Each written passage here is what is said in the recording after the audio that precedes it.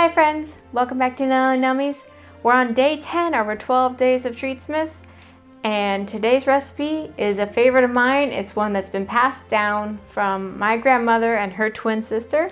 I'm excited to share it with you today. This one has been a family favorite for many years, so you know it's going to be a good recipe. We're going to be making Fudgy Mint Brownies. Now these brownies, just so you know, are more of a cake-like brownie. So I'm sorry guys, it's not the really good fudgy brownies, but they're still really good. Now to get started on making our brownies, we're going to start with the base layer, the little cake. We're going to need 1 cup of flour, 1 cup of sugar, 4 whole eggs, 2 whole cups of Hershey's syrup. This is your Hershey's chocolate syrup. 1 stick of butter, so half a cup of butter, half a teaspoon of salt, 1 teaspoon of vanilla, and about half a cup to 3/4 cup of chopped nuts. I'm using walnuts here. If you don't like nuts in your brownies, go ahead and leave them out. So let me bring you guys in closer and we're gonna get started on making these. Let's start out by grabbing a medium-sized bowl and adding our half a cup of softened butter to it. And then we're going to add 1 cup of sugar and use a mixer or a whisk to mix it until it's light and fluffy, about 2 to 3 minutes. Then we're going to add in our 4 eggs, one at a time, mixing in between each addition of another egg. This just ensures that all the eggs get mixed in well into the butter mixture.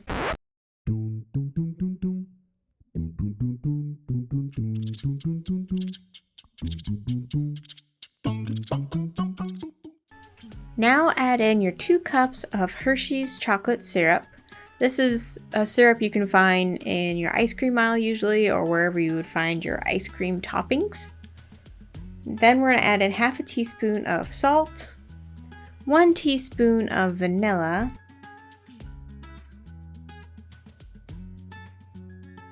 then we're going to mix all of this until it's well combined. We're adding 1 cup of flour, and then our half cup of walnuts chopped. This is optional. If you don't want nuts, you can leave them out. And then slowly mix it together until this is well combined once again. Go slow so your flour doesn't go poof everywhere. I like to fold in the last bits of flour. And then you're going to take your 9 by 13 inch pan, line it with some tin foil or parchment paper and lightly grease it with some oil, and then dump in your batter. And make sure you spread your batter out so it's nice and even. And then I like to tap the pan to get rid of some of the air bubbles, but you don't have to. And we're going to bake this at 350 degrees Fahrenheit for 25 to 30 minutes. While the brownies cool, let's make our mint frosting by adding half a cup of butter to a small bowl. This should be softened at room temperature. And then you're going to mix this until it's creamy, light, and fluffy. And we're adding 2 cups of powdered sugar, also called confectioner's sugar. And then you're going to mix this up again for about 2 to 3 minutes or until it's light and fluffy. Make sure you scrape down the sides occasionally so that all the sugar gets mixed in well.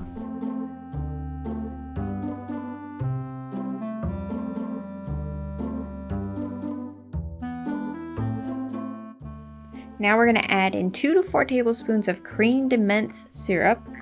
This you can find by your ice cream toppings usually. If you can't find creamed menthe, you can just use your favorite mint or peppermint extract.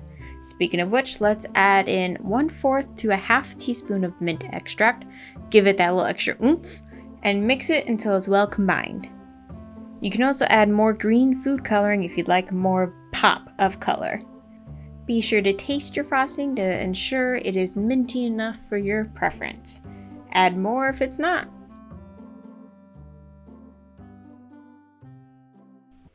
Now let's grab our cooled brownies and add our mint frosting on top. You want to smear this into an even layer across all of the top of the brownies. And then we're going to cover this with tin foil or plastic wrap and chill it in the refrigerator for 30 minutes.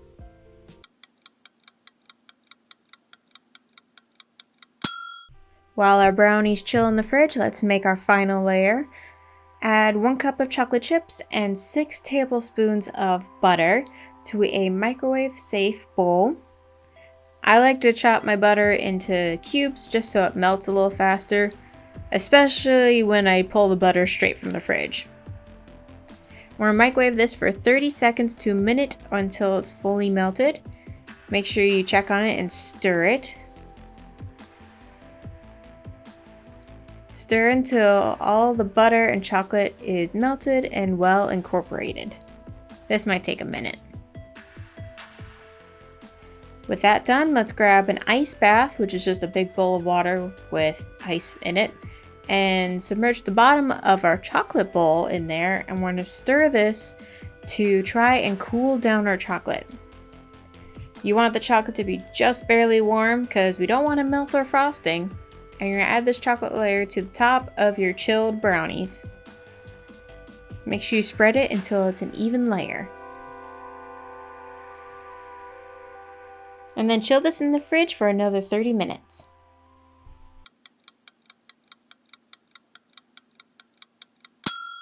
Now's our final step. We're going to slice up our brownies so that we can now finally enjoy them. I recommend slicing them into smaller pieces due to the fact that these are quite rich. I mean, if you think about how much sugar we've used here, it's a lot. I ended up cutting this 9 by 13 inch pan into about 32 pieces.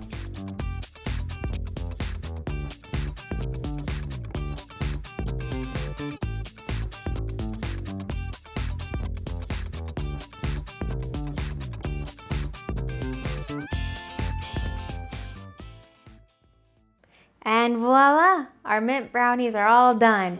And look at that definition in our lines there between all the layers. The brownies turned out nice and fudgy this time.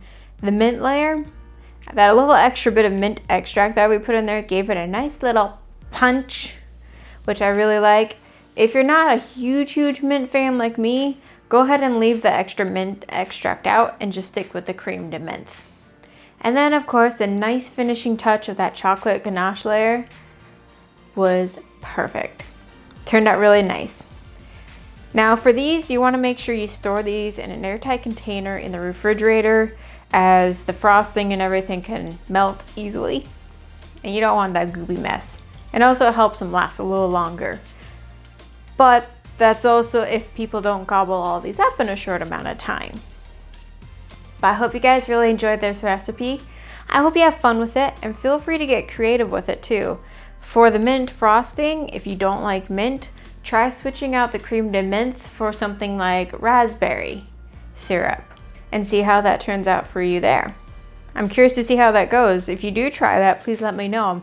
I haven't tried it personally, but I'm curious to see how it turns out. And thank you guys so much for watching. I hope you guys had fun. And remember, please be good to yourselves, be good to each other, and I look forward to cooking with you next time. Bye guys!